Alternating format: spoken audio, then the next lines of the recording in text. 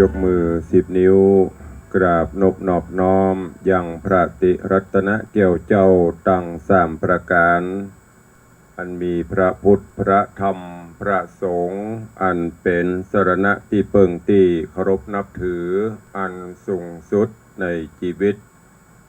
กราบคารวะแตบไตไวสาปุญญาปารมีธรรม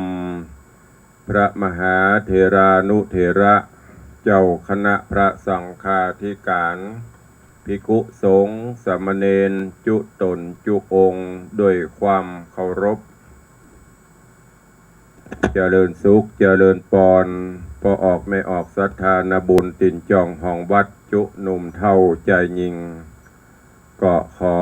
น้อมต้อนรับทุกท่านเข้าสู่รายการมรดกธรรมกำเมืองต่างสถานีวิทยุกระจายเสียงพระพุทธศาสนาแห่งชาติและสังคมคลื่นเพื่อการศึกษาพระพุทธศาสนาและวัฒนธรรมคลื่นพระพุทธศาสนาและจริยธรรม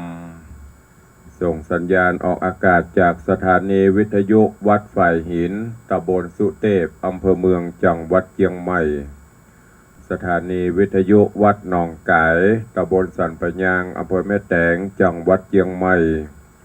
สถานีวิทยุ CM77 วิทยุอินเทอร์เน็ตล้านนา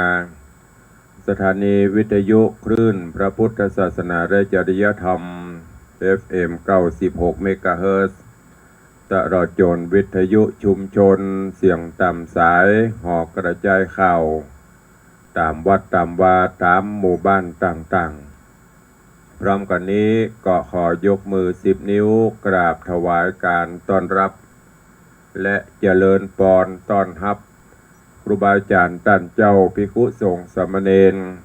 ตลอดจนสาธุชน FC แฟนรายการที่ได้ติดตามการไลฟ์สดต่างสถานีมรดกธรรมวัดวังสิงห์คำต่างทีวีวัดฝ่ายหินต่าง104ธรรมะคลายเครียดและต่าง YouTube ตลอดจนต่างหน้าจอ Facebook ไลฟ์ของญาติธรรมที่ได้เข้ามาแล้วก็กดแชร์เพื่อส่งสัญญาณเสียงธรรมะไปยังกลุ่มเพื่อนๆจะได้รับฟังกันอย่างทั่วถึงรายการนี้ดำเนินโดยกล่าวกับผมอาตมภาพพระครูวิสิทธิ์ศรีลาภรณ์เจ้าคณะตำบลป่าแดด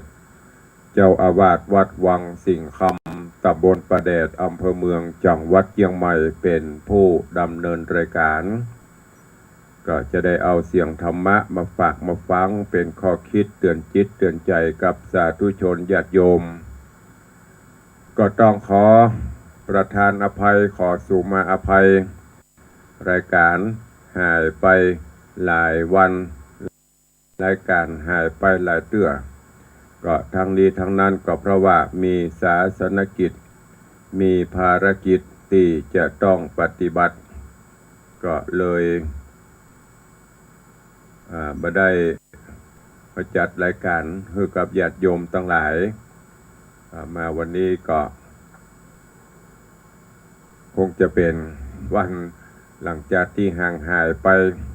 ด้วยภารกิจโดยศาสนกิจที่ต้องปฏิบัติประกอบกับต่างร่างกายก็บ่ค่อยเอื้องานก็นักวันนี้ถามว่าร่างกายตุลุงเต็มร้อยแล้วก็ยังบ่เต็มเตื้อกำลังฟื้นขึ้นมาเสียงก็อาจจะบ่เป่งบ่ปล่อยเนอะเสียงจะอ้วมอึมแล้วก็ยังมีเสียงกระแอมกระไอไปพ้องหลังจากเสร็จงานแล้วโอ้เบาตัวเบานี้แต่ว่าหลังจากที่มันมักหมมไว้เมินมันจะเมื่อยกับบ่ฮึเปิ้นเมื่อยมันจะเป็นวัดเป็นไข้กับบ่ฮึเป็นโดบยาเข้าไปโยมศรัทธานาบุญครูบาอาจารย์อาจจะท่าฟังเมื่อใดก็แห้งวันนี้ก็มาสดจากเต่าแห่สกรรมเนาะก็บะอู้พั่มทำเพลงนักเตื้อกระเดียวก้อยไปอู้กันใต้รายการก็ฟังเสียงน้ำเสียงธรรมกันก่อน ในเรื่องของมโนราปีนแก้วหายไปหลายวัน วกไปวนมาอยู่ที่เก่าวันนี้ก็เดินหน้ากันต่อมโนราปีนแก้วในตอนที่แล้วลำดับลำดามาถึงผูก5ตอนต้นก็กำลังมาถึงตอนที่ปุพรามปุตตกาที่ได้รับอาสาจากพญาเจ้าเมืองพญาเจ้าเมืองปัญจละที่จะไปปราบปรามพญานาคราชที่ปกปักรักษาให้ความอุดมสมบูรณ์กับเมืองอุตรนครซึ่งในตอนนี้ก็มาเสกเป่า เวทมนต์คาถาลงในหนองน้ำเพื่อที่จะกำจัดพญานาคปุตตกาจุมปูทิพ พญานาค พญานันตระอนันตราชอนันตนาคราชเรื่องราวก็ปนหลงลืมงงไปพ้องละก็สุดท้ายมาก็โดนพรานแห่งคนหนึ่งปราบปรามไปวันนี้ก็มาติดตามฟังกันต่อว่าเรื่องราวของมโนราปีนแก้วจะเป็นจะใดขอนิมนต์และเจริญพรเชิญทุกท่านได้ติดตามรับชมและรับฟังทางภาพและเสียงทางจากต่างหน้าจอ Facebook ไลฟ์สดและจากต่างสถานีวิทยุณโอกาสบัดนี้ นะโมตัสสะภะคะวะโตอะระหะโตสัมมาสัมพุทธัสสะสาธโวฟังลาโสตุจนาสัพปุริสะตังลายทั้งหญิงและชายหนุ่มเฒ่าที่ได้ปะกันเราติดตามทอมทาดาฟังยังรัศธรรมเตสนามโนราปินแก้วลำดับมาแถมแล้วขอเชิญศรัทธาแก้วทั้งหลายจุงได้ติดตามทอมทาและดาฟังต่อไปนานี้และนาตาตาในกาละนันเราปูบาปเศร้าพรามนาได้ยินกำจะคมขนาบหันยังดาบคมใส่พรามจังไรใบบอดกลัวมวยมอดวำวายสันระสายทะถาบเหือย้อยอาบตั้งตัวยกมือใส่หัวตั้งเกลารีบบอกเล่าบอกจะว่าขอจะได้ค่ายังตน จากรีบเก็บมนนั้นออกเปิกกาถาปอกบัดเดียวมันจะเลี้ยวโอกาสก็รีบเก็บมนอาจเยียงคานบ่เมินนานแต่ใส่น้ำสละใหญ่มัวดำก็แนะนำไว้วาดใสสะอาดดังแก้วพอดูแล้วหันสายแล้วพรานนั่นก็ไม่บอกจะเอาดาบกระคมใส่ฟันลงไปไววองถูกแม่นจ้องคอพรามเลือดแดงจามปุ้งจวาดหัวพรามปุหัวพรามปูดขาดบัดเดียวพรานดงเขียวบอจากำหัวพรามบาบกระแล้วคว้างขึ้นบนอากาศกว้างเวหาหัวพรานบาปหนาตกตอดลงสู่ลอดดินดานดังปานฟ้าผ่าได้105ปันตีก็มีหันเลยนะ ภิกขเวดุราภิกขุทั้งหลายตนเป็นสายอริยญาติเชื่อนักปราชญ์ทะรงญาณอันว่าบาปหานั้นสาย ไผ่สร้างไว้กับตัวลงเมามัวต่างถอยบ่ไฟหอยต่างดีกันบาปมีคลื่นครอบสะยองตอบตัวมาจักได้เครื่องกาเอาไม่บ่เว้นไว้คืนวันดังพระจอมธรรมโยดได้ภายโพธิเดชนาว่าทุกขาโตโหทุกขทานังดังนี้แปลกล่าวจี้เป็นไตว่ากันคนผู้ใดน้อยใหญ่เหอตุกไว้ถ้ารนกับจุมหมู่คนผู้อื่นตุกปันหมื่นอันให้ย่อมปอกไว้หาตัวจังป่ามัวต่ำก้อยตุกจ่องหอยเครื่องกาเป็นดังพรามมัดนาหยาบจ้าริปองคาผู้อื่นบอกกึดใจยืนไปยาวมีใจเป้ามินสันเต้ากึดดันยาวใดเงินคำไว้กับตัวหลงเมามัวต่างบาปอันกระยาบนาการบาปมาตอบสายยอมตกให้เครื่องขี่ถูกพลานดงรีห้าวหาดเอาดาบปาดแต่งฟันเอาดาบปาดแต่งฟันตายดับขันมวยม้างตีตาตั้งวังทานนั่นแหละนาดาสมาเหตุนั้นเล่าคนหนุ่มเท่ายิงใจอันยังใหญ่อย่าถอยฟังข้าวซอยนิยายธรรมจุงจักจำบทบาทอย่าหือขาดหายโหนอันว่าใจคนโลกไตย่อมตั้งไว้ที่เดียวกันล้างเตือก็พาดผ่านกวัดแกว่งไปจุแห่งโลกาล้างเตือมนัสสาชื่นจ้อยล้างเตือก็ต่ำก้อยมองผ่านล้างเตือก็ใจงานโคตรกราบไปต่างหยาบจ้านานาอันเป็นต่างป่าไปสู่ในที่อยู่อบายศรัทธาตั้งหลายหนุ่มเทาจุงเว้นบาปเศร้าจุประการจุงมีใจบานชื่นจอยมักไฟหอยต่างดีกาญะมีนั้นใส่จุงรักษาไว้ดีงามว่าจะตามกรรมอย่าหือลิงลูนี่ไกลมโนในผ่องแผ้วกึดใจแล้วพิจารณาดีบ่ดีกาหือหูอย่าหือไปสู่ตังอบายใจนั้นเป็นนายนำนากายนั้นเป็นข้าดีลีหือมีศีลดีไว้มันบ่ไหววันอันใด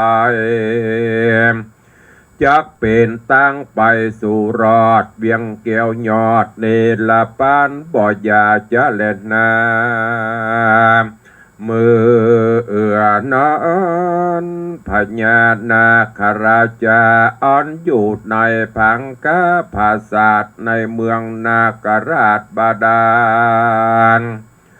ก่อนว่าพรามใจผ่านมวยมังตนเจ้าจ้างนาคากอมนาสายื่นจอยตุกจ่องห้อยก็หายโหน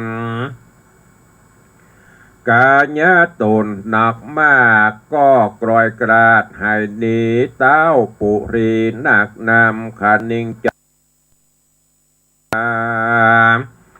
ว่าพรานผู้นี้นาหนุ่มเนามีกุลต่อเฮาเต้เล่าเหลือไหลกวนจักหมายช่วยกำแต่นกุลพร่ำยาวไป ดาวห่อใจกึดแล้วใจผ่องแผ้วยินดีก็ออกจากปุรีที่อยู่พดออกสู่เมืองโคโอนรอดภัยสนรอดผ่านภัยสนหนุ่มเนาแล้วบอกเล่าจะใครเฮามีใจโจมจืนปีติตื่นยินดีเพราะรายตรีล่วงแล้วน้ำในเวียงแก้วอันขุนเป็นมุกมูลดินทรายบ้านนี้กลายสะอาดใสว่าดังแก้วพอดูแล้วเจยบานบ่อยาจะเล่นนาเมื่อนอนพรานดงดานหาวหาดก็โอกาสกำไปว่ากรรมอันใดนั้นเราที่ต้านเจ้าไข่จ๋าบัดนี้นาเมียนควายเหตุพรามบาปใบเมื่อมอนกันพรานดงดอนกล่าวแล้วเต้าตนเกียวนาคาก็ไข่ขี้ญาโอกาสบอกพรานหาวหาดดงรีว่าเฮานี้ยินดีแต่ใส่อันใดช่วยชีวิตเฮาไว้ยาวไปดูราพรานไพรกุลใหญ่จุงหูควายตามมีว่าเฮานี้อยู่ปุรีเมืองต่ำเป็นนักน้ำบาดาลเฮามีใจบ้านหลายแหล่ที่ได้แผ่เมตตาฮือเราราโปนจากตังกราพรากวำวายเฮามีใจภายบ่อเศร้าจากป่าเจ้าไปสู่ในที่อยู่ราชธานีกันเต้าปุรียศอาจกล่าวเสียงขาดสุดกามก็ปาพรานโด่งดำไปนาลงดันกว่าวังทานบ่ปอนาเนินจะก็พดออกกว่าเมืองโตนปาพรานไพรสนไปสู่ในที่แก้วกูศาลาก็มีหันเล็ดนากันว่าพรานไพรไปหอดเวียงแก้วยอดบาดาลพระมือเนื้อตัวพรานโดมเดาตั้งเสือผ้าจุอันก็กายพันกายเกิดเป็นของติบเลิศบัดเดียวพรานดงเขียวน้อยนาดยินประหลาดเหลือใจว่าเป็นสันใดดังอีตัวข้านี้ผ่องแผ้วงามเลิศแล้วเจียงคานอันว่าเมืองบาดาลนี้ใสงามเสียงควายจุกอันดูหอจันผาศาสตร์ใสวาดต่อตาพ่อเจ้าประจาใหญ่น้อยนาชื่นจ้อยเจยบานสุขสำราญควายห้องพับเขตต้องราชธานีเจ้าปุเรนาคราชป่าเจ้าน้อยนาดพรานไพรแอวเวียงใจคว้าไอแล้วก็คืนภาษาแก้วเจียงคานพรานดงดานยังอยู่ในแก้วกูห่อคำของกินลำลายสิ่งละสะยิ่งลายนำมาปั่นยื่นตอนเจ้าน้อยอ่อนดงนาฮื้อนากะนาคะกันยาหนุ่มเดางามบ่เศร้าหลายหลากฮื้อมาอุปถากช่วยใจป่าหื้อใดเจยบานสุขสำราญค่ำเจ้าบ่โศกเศร้าการใดก็มีหันแลนาการทวน7 วันครบไข่พรานป่าไม้ดงไพรก็มีใจใครปอกไม้หน้าออกคืนสู่ในที่อยู่เมืองโคน ย้อนว่าตนนั่นใส่เป็นเจ้าโลกไตมนุษย์สาจักอยู่กับนาคาหนักน้ำบอกวนเมินล้ำหลายวันพรานโด่งตันบอกจาก็บอกเจ้าฟ้านาคราชาว่าข้าแด่มหาราชเจ้าข้านี่เล่ามาอยู่ในแก้วกุบาดาลนับเมินนานหลายหลากได้สุขมากนำนาข้าขออำลาคืนสู่ในที่อยู่เมืองบนขอเจ้าตนยศอาจอยู่ภาสัตว์ห่อใจอย่าเป็นใดสักสิ่งจำเริญยิ่งเจอบานแถมประการหนึ่งเราขอช่วยพอเฝ้าเมืองมนุษย์สาตังธาราแม่น้ำฮือพร้อมพร่ำบัวระมวนอย่าฮือไผ่มากวนมาควีฮือฟ้าฝนมีบอกขาดฮือเจ้าปัจจาราชยิ่งใจสุขสบายทวนแนบบอกฮือใดตามจ้าเครื่องขีดใดสวดสดีค่ำเจ้าอยู่เตียงเตาตีขาจุคนแดดเตอะนาโส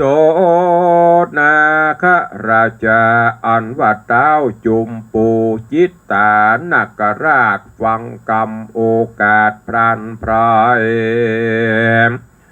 เจ้ามีใจโศกเศร้าเหตุหักพรานหนุ่มเนาปุตตะกาอันมีกุลนำนาดลายแหล่จริงกล่าวแก่ไขปา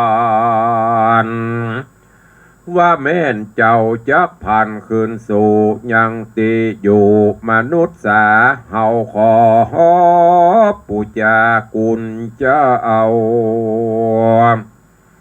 อันมีมากเต่านานำกันเต้าหอคำกล่าวแล้วก็เอาแว่นแก้วตีบเตดวันนะวิเศษกวนเมือง วิดุลเหลืองน้ำเพิงมีก้าเกิงเวียงใจแก้วก็ใส่หมูกมาดวันนาอาจต่อตามสวยคำขาดหลายแหล่ยื่นต้อนแผ่ยอปันเป็นรางวัลมากเต่าหรือปู่จากุนเจ้าพรันพรายเจ้าห่อใจนากาลาดได้ยั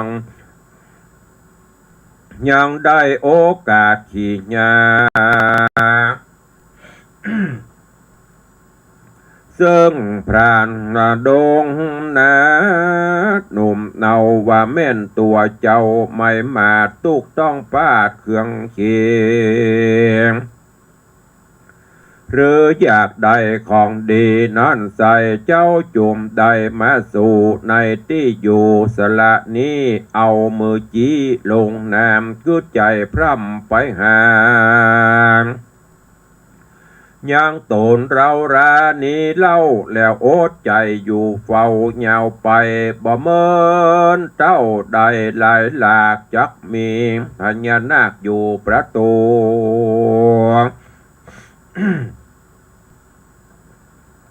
จากป่าเจ้าไปจูบ่อจาที่เจ้าฟ้าปุรีกันนาคนาคีกล่าวแล้วก็ป่าสะหายเกวพรันพาย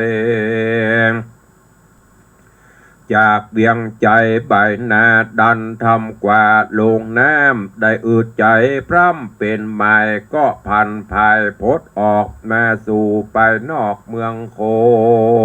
นลอดภัยโสนปากวางตีจิมคังหวังทานเต้าบาดาลนาคราชจักโอกาสใครจะก็ย่อมือขวาสุดศอกแล้วจี้บอกหนต่างว่าต่างโด่งขวางสองเส้นหนึ่งหือหลีกเว้นเสียไกล เฮอเตียวไปซื้อนาอย่าแวะกว่าไปใดจักรอดเวียงใจตาอ่านตาเอาภาพแผ่นดาวอุตรนกรกันเต้าผู้ทอนนาคราชได้โอกาสไขปันบอกพรานดงตันเมียนแล้วก็รีบกาดแก้วคืนสู่ในที่อยู่แห่งตนก็มีวันนั้นแหละนาส่วนพรานไพรหนุ่มเท่ากันจากดาวเจ้านาคราชา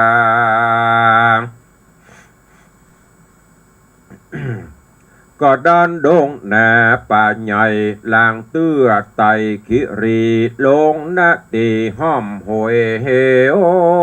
ลิงโจยดงพรายเจ้าว่าไม่ใจปีกปอกไม่นาออกคืนสู่ในที่อยู่เมืองโคน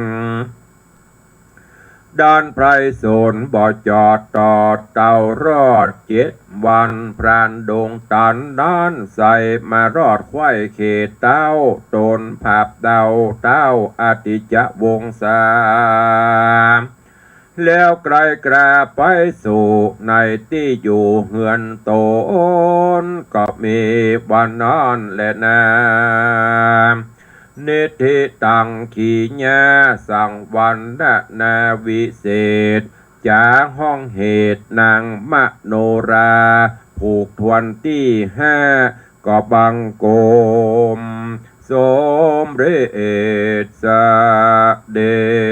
ช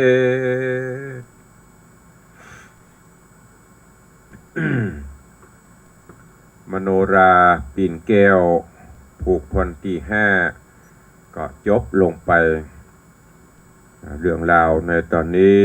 ก็มาถึงตอนที่พรานป่าได้ปราบพรามที่มีใจคดเล้วมีใจที่จะมาปราบปรามพญานาคจึงพญานาคนี้เป็นพญานาคที่ปกปักรักษาอย่างบ้านเมืองของเมืองอุตรนครชื่อว่าพญานาคจุมปูจิตาหลังจากที่พรามปุตตกาได้รับอาสาจะมาปราบพญานาคก็ได้พรานอันหนึ่งพรามอันหนึ่งพรานเนอะพรานนี้ก็รับอาสาช่วยเหลือจนกระทั่งกำจัดพรามปุตตกาคือหลักต้มล้มเต่าตายไปพอพรามตายไปพญานาคก็ดีอกดีใจหนองน้ำก็คืนสู่ภาวะปกติพญานาคก็ฮู้บุญคุณของพรานก็เลยตอบแทนนำเอาพรานนี้ลงไปแอวในบ้านในเมืองของตนพรานได้ลงไปตัวพญานาคไปสู่พื้นบาดาลได้ไปฮู้ไปหันภาษาต่างๆที่อยู่ของพญานาคจนพอควรแก่กาลเวลาก็ขอลาพญานาคปิกขึ้นมาสู่เมืองมนุษย์พญานาคก็ทรงพรานปิกและก็ได้มอบของเข้าของสัมปติแก้วแหวนเงินคำเพื่อเป็นบรรณาการที่ได้มาช่วยเหลือปราบปรามพรามผู้ที่มีใจบาปใจดำแล้วก็ได้สั่งไว้ว่าเฮาขอเป็นเพื่อนเป็นพุงกันไปเนอะเฮากับบละบลืมตั้นที่มีบุญมีกูลต่อเฮาโอกาสหน้าถ้าตั้นใครมาเอวก็มาได้เนอะมาทางปากน้ำปากถ้ำก็จะมีเหล่าเสนาอมาตย์พญานาคจะนำปลาไปหรือว่าท่านมีความเดือดร้อนใครได้รับเดือดร้อนก็มาบอกจะได้ช่วยสงเคราะห์อนุเคราะห์กันไปซึ่งในตอนนี้พญานาคได้ส่งให้พราน ปิกบ้านปิกเมืองจนไปถึงเมืองอุตรนครแล้ว เรื่องราวจะเป็นจะได้ก้อยติดตามฟังกันในเรื่องของนางมโนราปิ่นแก้วก็จะเป็นผูกทวนที่6เป็นลำดับไปเนอะอันนี้แหละญาติโยมทั้งหลายการช่วยกันสงเคราะห์กันหรือการฮื้อตุกอย่างแกเปิ้ลอย่างพญานันตละพญานันตราชาหรือว่านันตะใจฮื้อ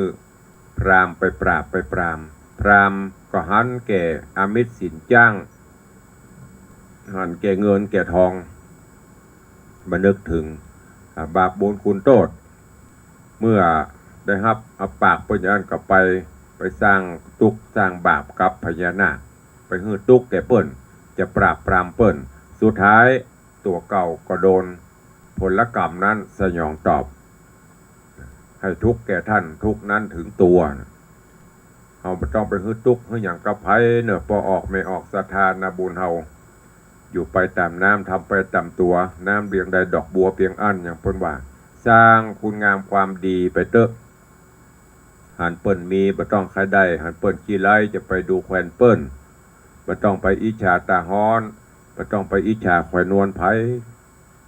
สร้างบุญกุศลไปบุญกุศลนั่นน่ะจะปกโฮมเฮาให้อยู่ดีมีสุขเอาแก้วเจ้าตั้ง3ประการพระพุทธพระธรรมพระสงฆ์เป็นสรณะที่เปิ่งที่ไว้ที่สานั่นน่ะเฮาก็จะมีความสุขตรงกันข้ามไปเบียดไปเบียนไปหาตังทำร้ายเปิ้นประเมินบานานหมู่นั่นแหละจะย้อนปิกมาหาเฮาเหมือนดั่งกับผู้พราหมณ์ที่จะไปกำจัดพญานาคสุดท้ายก็ถูกพรานกำจัดเสียก่อนนั่นก็ฝากเป็นข้อคิดกับญาติโยมทั้งหลายไปเนอะเฮาตื่นมามีลมหายใจอยู่ก็นับว่าเฮามีบุญกุศลยังจะต้องต่อสู้ต่อไปสู้ในการสร้างคุณงามความดีไปบ่ใจตื่นมามีลมหายใจอยู่ประพฤติสร้างกุศลคุณงามความดีสร้างแต่บาปแต่กรรมสร้างแต่ความเดือดร้อนเขาเอากะอบายมุขต่างๆมาเป็นสรณะสุดท้ายมาบั้นปลายชีวิตก็ดีหรือบัดนั้นถึงบั้นปลายชีวิตก็ดีถึงเวลาที่จะต้องจากไปมันก็จากบ่ได้อย่างไปตัวเนอะก็ว่าก่อนที่จะได้ตักตายพี่น้องต่างหน้าจอต่างบ้านก็ขออนุญาตได้ตักได้ตายพี่น้องศรัทธานาบุญครูบาอาจารย์ที่ได้เข้ามาติดตามรับชมรับฟังกันต่างหน้าจอกันก่อนเนาะวันนี้ก็ถ้าจะมีการลวงลายขึ้นหอดขึ้นตึงหากันเจริญปอนโยมพี่จัญญาฟองศักดิ์เนอเจริญปอนโยมชนจันทร์ซอนคำใบสายเจ้าเจริญปอนผู้โยมสดินทิพย์บุญเลิศน้อมกราบใบสายเจ้าสาธุ เจริญปอนโยมปเลี้ยงธนวัฒน์โยมแม่เลี้ยงทัดพิชาสุสิงคำเนอะปเลี้ยงอำนวยอวยปอนเฮยาวโดยบุญกุศลด้วยบารมีเหมือนกันก็ขอบคุณโยมปเลี้ยงเนอะที่เป็นกำลังใจเป็นทุกสิ่งทุกอย่างมาโดยตลอดเจริญปอนโยมพินันล่าพินันจรันปิยจันทร์กราบไว้สาครับสาธุกราบถวายการต้อนรับหลวงพ่อท่านพระครูสถิตเจติยารักษ์ท่านเจ้าคณะตำบลแม่แฝกเจ้าอาวาสวัดเจดีย์แม่ครัวเจริญปอนคุณโยมสั่งบานจันแก่นเจริญปอนแม่เวน้องแฮกเกอร์เจริญปอนยายเพลินเปื้อนเกษตรแล้วก็เจริญปอนโยมวันนี้มคณายกเสียงทองเป็นหนานพ่ออาจารย์พี่อาจารย์กรินพวกอินแสงหรือจันเบียปตื่นเจ้าเนาะวันนี้ไปกี่งานบุคคลเด้อตุลุงไม่มีงานเลยช่วงนี้เจ้มคำว่าไม่มีงานคือไปรับงาน งานกำลังแล้วไปรัตวาเนี่ยกำลังตอนนี้ไปก็คงจะต้องออกแข่งกันแล้วเนอะ เจริญปอนแม่วิน้องแฮกเกอร์เจริญปอนโยมแม่จันดีวิสุทธินันขอบคุณเนอะโยมแม่เนอะ อาหารบำรุงกายแล้วก็น้อมปัจจัยมาร่วมบุญกุศลตัวน้องนัดมาส่งตัวขอบคุณถึงน้องนัดตัวเนอะเจริญตุปีนพเดชจอมจันทร์นี่ก็วันพุธวันฮือเนอะเดือนหน้าก็จะมีตึงมงตึงสงนะป่วยหลวงวัดอย่างก็วัดมงคลรัตนารามวัดร้องยาวมาจำร้องยาวแต่ชื่อนี่มันตรงกับบัตตานี่ให้งงอยู่วันนี้ท่านเจ้าเข้ามาชมตัวเจริญปอนโยมตู่เนอะโยมตู่โยมสุรัตน์เสาคำโอ้วันนั้นเปิ้นนิมนต์ไปเทศงานศพแม่อุ้ยมอนจันเปงระดมโอ้แขกหมักพวงหลวงหลายข้าราชการผู้ใหญ่โยมก็โยมตู่ก็ถวายการต้อนรับได้อย่างดีขอบคุณอนุโมทนาบุญด้วยเนอะขอบคุณที่เป็นห่วงก็ตอนนี้ก็ลองจะเริ่มฟื้นละเสียงวันนี้ยังอมอยู่นะแน่ก็ยังฮ้อนบุบวาบอยู่แต่cứเติงหาญาติโยมเพราะว่าญาติโยมก็คงจะcứเติงหาเจริญปอนโยมอรพินใจทิกรโยมเครือวันดวงปันสิงห์เนอะได้เข้ามาติดตามรับชมเจริญปอนโยมแม่บุญปั่นมีงานโยมแม่ดาวันคำวังเจริญปอนแล้วก็อาจารย์ประสิทธิ์เก่งกาจเจริญปอนโยมปีโยมไม่เลี้ยงทัดพิชาสุสิงคำเจริญปอนโยมจันสายแปงหลวงโยมปีอัญชลีคำกิติแล้วก็พี่หมอมัทนาอัมพันธ์เนอะเจริญปอนขอบคุณอนุโมทนาบุญกับโยมพนันอิสมเตปินหรือพนันอินสมเจ็ดสีพิธีกรพิธาจารย์เสียงดังเสียงก็ชื่อดังของเชียงใหม่เฮาแห่งท่านหนึ่งเนอะโอ้ขอบคุณอนุโมทนาวันนั้นโยมเป็นอนิสมเปิ้นได้นำปัจจัยมาร่วมสมทบช่วยตุเจ้ารับเป็นเจ้าภาพแบ่งเบาภาระของทางวัดเป็นเจ้าภาพอาหารเพลอาหารเลี้ยงแขกผู้ใหญ่1 โต๊ะ 1,500 บาทเนอะขอบุญกุศลหนุนนำเพื่อได้100 เต่าปันเต่านะพี่นานเนอะสุขภาพสมบูรณ์แข็งแรงอยู่ดีมีสุขตัวเองก็พี่นานก็เคารพนับถือซึ่งกันปะกันหลายตีหลายตังบุญก็ทำช่วยกันมาสงเคราะห์อนุเคราะห์กันขอบคุณทำกรรมเนอะกับพี่นานอิสมเตปินหรือว่าพี่นานอิสมเจ็ดสีมาณโอกาสนี้ตัวเอง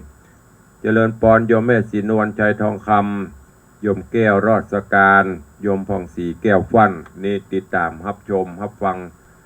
ต่างหน้าจอ Facebook ไลฟ์กันขอบคุณอนุโมทนาบุญตัวเองก่อนที่จะไปพูดจากับพี่น้องต่างบ้านเนาะตุลุงขอบคุณแถมกรรมหนึ่งเนอะอันนี้เฉพาะส่วนที่ได้อุปถัมภ์ช่วยเหลืองานที่ผ่านมาก็คืองานทำบุญงานถวายการต้อนรับและก็คณะผู้ที่เพิ่นมาตรวจเยี่ยมเป็นมงคลกับวัดวาอารามกับสถานบุญตัวเองพระมหาเถระระดับพระราชาคณะมาจุมาพร้อมกันที่วัดวังสิงห์คำ ก็เฉพาะคณะกรรมการพระราชาคณะมีตึงมดตึงมวลกันอยู่15-16 รูปในส่วนจังหวัดเชียงใหม่เฮาก็ได้รับเมตตาจิตเมตตาธรรมจากพระเดชพระคุณหลวงพ่อท่านเจ้าคุณพระเทพปริยัติหลวงพ่อเจ้าคณะจังหวัดเชียงใหม่หลวงพ่อท่านหลวงพ่อท่านเจ้าคุณพระหลวงพ่อท่านเจ้าคุณพระเทพวรสิงหวรจารย์ก็ได้เดินทางมาเป็นประธานในพิธีตัวเองพระมหาเถรานุเถระเจ้าคณะพระสังฆาธิการหลายรูปหลายองค์ได้มาร่วมวันนั้นเป็นบุญกุศลที่เขาได้ถวายภัตตาหารวันนั้นก็ผ่านพ้นไปก็มีเจ้ามูลศรัทธาขอบคุณเนอะโยมแม่จินดาตัตานังร่วมทำบุญ100 บาทโยมปอยจันบุญมาแม่ตุนแก้วทาคำแปงร่วมทำบุญ600 บาทป่ออนันต์ แม่วงเดือนทองซัก200 บาทนอกจากนั้นก็ขออนุโมทนาบุญขอบคุณแม่จันทิพย์จันมณีอันนี้ร่วมทำบุญ500 บาทในการก่อสร้างอันนี้ไม่ใช่อาหารขอบคุณกับโยมแม่กิมเฮงเสี่ยเหยาเนอะพร้อมครอบครัวร่วมทำบุญถวายเพล500 บาทโยมแม่สุวรรณียาวิระบ้านกลางทุ่งเหนือสันพเนตรสันทรายร่วมทำบุญ200 บาท เจริญปอนขอบคุณโยมมุนเรืองสังฆบุญอันนี้เปิดหอมชำระหนี้สงฆ์กับน้ำกับไฟ100 บาทแล้วก็ปล่อยป๋าอันนี้โครงการถ้าอยากฟังรายการพิษประพิษหมดเนอะปล่อยป๋าทำบุญปล่อยหวยโขม แล้วเปิดสั่งเพื่อขอประชาสัมพันธ์เพื่อตัวเนอะโยมมุนเมืองสังฆบุญเจริญปอนขอบคุณเนอะโยมแม่จันดีวิสุทธินันท์ทำบุญเลี้ยงเพลพระ500 บาทเจริญปอนขอบคุณโยมประเท่าพงแม่เท่าบัวเงินโยมพรตรีโยมแสงซาบุญชัยร่วมถวายเพล500 บาทแล้วก็ป่อบุญยืนแม่บัวจันอินตาปัสสะขวางสันกับแปงร่วมทำบุญ500 บาทขอบคุณอนุโมทนาบุญครอบครัวของอาจารย์ศรีพรณวงศาบ้านวังสิงห์คำวันนี้ก็ร่วมทำบุญเป็นเจ้าภาพถวายภัตตาหารเพล1 โต๊ะขอบคุณแม่อุดคิดชัยร่วมทำบุญ500 บาทขอบคุณกับโยมปเลี้ยงธนวัฒน์โยมแม่เลี้ยงทัดพิชาสุสิงห์คำร่วมทำบุญถวายเพลพระเจ้าพระสงฆ์จำนวน4 โต๊ะ 6,000 บาทขอบคุณกับพี่นานอินสมเตปินหรือพี่นานเจ็ดสีเนอะที่ได้กล่าวไปตะกี้ก็ร่วมทำบุญถวายเพล1 โต๊ะ 1,500 บาทขอบคุณประดาบวิวัฒน์จรุนโรจน์โยมแม่มุกดาจรุนโรจน์คุณโยมธนิตจรุนโรจน์ณอยุธยาเนอะร่วมทำบุญเป็นเจ้าภาพถวายเพลพระเจ้าพระสงฆ์2 โต๊ะ 3,000 บาทอุทิศกุศลฮือสรรพสัตว์ทั้งหลายพระพรหมเจ้าตีเตปาอาหักพระอินทร์พระพรหมพญายมราชตลอดจนญาติธรรมตลอดจนญาติวงศาอันมีป่อสิงคำแก้วมงคลแม่เปงแก้วมงคลเด็กหญิงแก้วลูนแก้วมงคลขอบคุณอนุโมทนาเนอะขอบคุณนางสาวนิภาพรร่วมทำบุญถวายเพล1 โต๊ะ 1,300 บาทโยมแม่ยุพินภวาผล500 บาทขอบคุณนางสาว4,000 หินศีลนางสาวพิมพกาก็ว่าอย่าถ้าอ่านผิดสุมาเนอะร่วมทำบุญ200 บาทแล้วก็มีโยมอายุธโยมปีพันนีดวงไฟโยมแม่จันเปงปิงพยอมโยมแม่ละดีหินแปงนี่ร่วมทำบุญถวายเพลตัวขอบคุณทุกท่านทุกคนเนอะที่ได้ร่วมโมทนาบุญมาก็ผ่านพ้นไปด้วยดีสั่งอาหารเพลทั้งหมดอาหารเพลทั้งอาหารแขก VIP จำนวน20 โต๊ะ 30,000 บาทถ้วนก็มีญาติโยมช่วยเหลือมาก็แบ่งเบาภาระไปงานสำเร็จไปด้วยดีผ่านพ้นไปด้วยความเรียบร้อยน้ำหนักตุลุงแต่เจ้าจากแต่เจ้านี่ทำกิจวัตรส่วนตัวไหว้พระสวดมนต์เสร็จก่อนที่จะฉันกาแฟลองขึ้นเหยียบตาช่างดูมี77 ป่าย 78จาก84 85เหลือ78หายไปเป็นเปอะคนจากนี้ไปก็คงจะเริ่มตอมมันขึ้นมาละเพื่อให้สมบูรณ์แบบงานที่จะรองรับต่อไปต่อหน้าก็คืองานทำบุญฉลองสมโภช149 ปีของวัดวังสิงห์คำสมโภชเสนาสนะทาวรวัตถุต่างๆของวัดก็คือปอยหลวง งานปอยหลวงที่จะติดตามมาตอนนี้กำลังทำเรื่องขออนุญาตจะดูในช่วงของปลายเดือนกุมภาหรือต้นเดือนมีนาเนอะจะแจ้งทำกรรมจะได้มาห่วมกินห่วมตานกิ่งใหญ่ตานหลวงตั้งแต่สร้างพระเจ้าทองคำตั้งแต่บูรณะปิดทองพระ ในวิหารพระเจ้าตั้นใจเลาะลงมาสปันเบ็ดเสร็จแล้วหมดไปประมาณ8 ล้านกว่าบาท7-8 ล้านเนี่ยประมาณฮะก็จะได้ฉลองสมโภชยกถวายเนอะนี่แจ้งฮือญาติโยมทั้งหลายได้รับทราบไว้ก่อนเอาแล้วเนาะจะได้ได้จ่าพี่น้องตามบ้านตามจองเผื่อคืนหอดคืนเติงหามีหลายหูหลายกระบอกเนอะใครจะจะเอ่ยกับทุลุงตอนนี้เข้ามาได้0817836540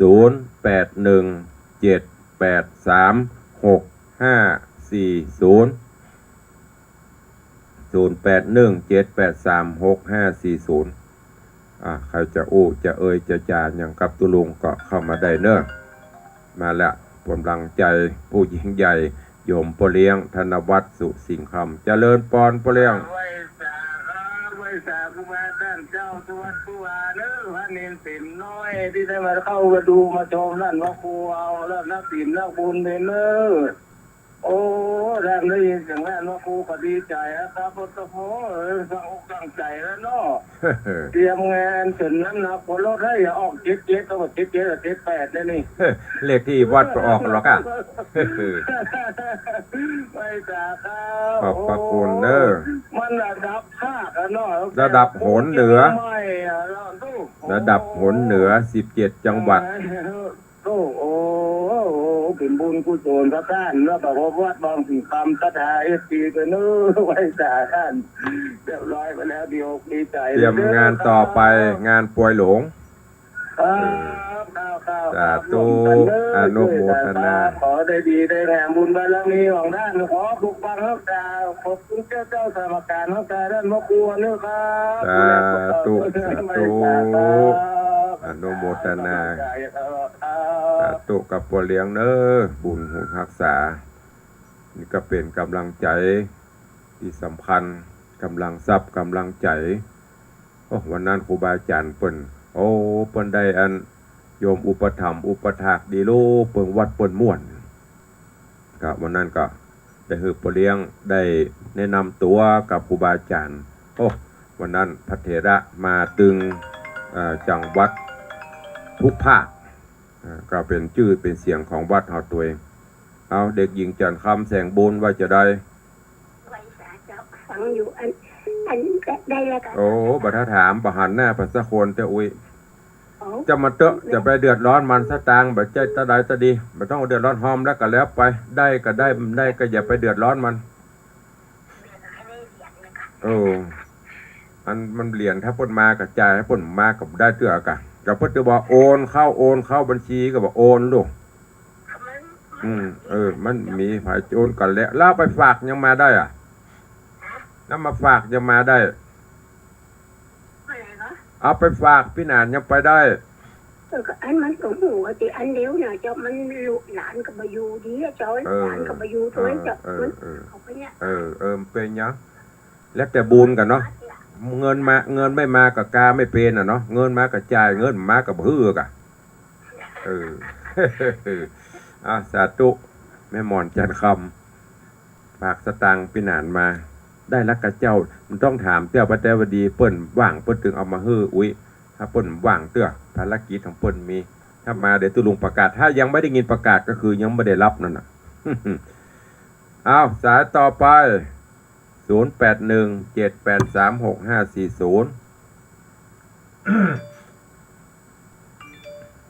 มีไหมเอ่ย